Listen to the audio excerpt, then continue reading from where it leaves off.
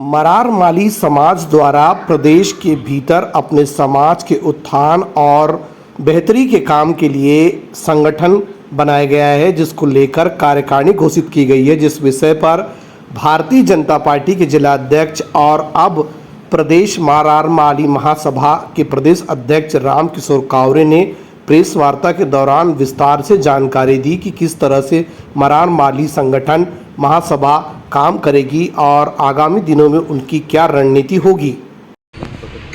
मरार माली महासभा मध्य प्रदेश की कार्यकारिणी की घोषणा की जा रही है।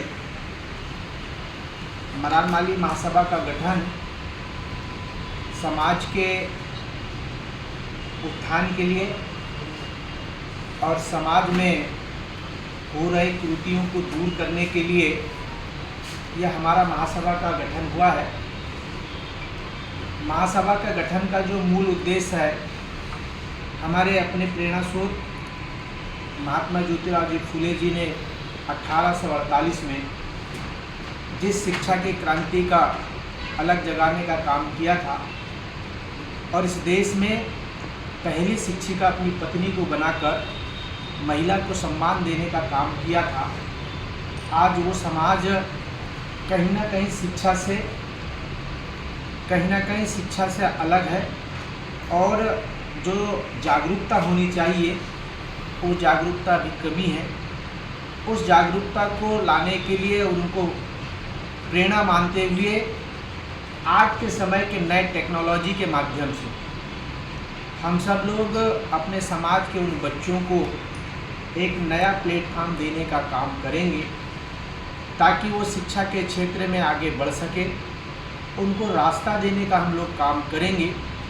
आज समाज के बंधु हम सब लोग यहाँ पर हैं जो समाज के हित के लिए काम करेंगे। चूँकि हम लोग देखते हैं और देखने में ये आ रहा है कि हमारा समाज बाहुल्यता के क्षेत्र में, चाहे वो छत्तीसगढ़ हो, चाहे वो महाराष्ट्र हो, चाहे वो मध्य प्रदेश में है, लेकिन ऐसा कोई मंच हम लोगों का, ऐसा कोई संगठन हम लोगों का एक नहीं था जिसके कारण हम अपने राष्ट्रीय स्तर का, प्रदेश स्तर के काम को देख सके। यदि बालाघाट जिले का व्यक्ति अगर भोपाल में किसी व्यवस्था के लिए हमारा बच्चा परेशान होता है तो हम वो मंच नहीं दे पाते। यदि इंदौर में हमारा समाज का कोई व्यक्ति जाता है तो हम व्यवस्था नहीं दे पाते।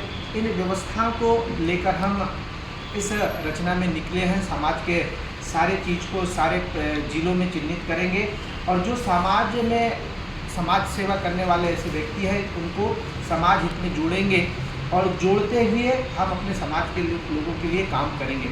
हमारा मरार माली समाज का बालाघाट जिले में एक अभियान चलता था कि समाज की आर्थिक व्यवस्था को कैसे हम मजबूत कर सकें और उसको लेकर मुझे याद है कि 2003-04 से हमने प्रारंभ किया था।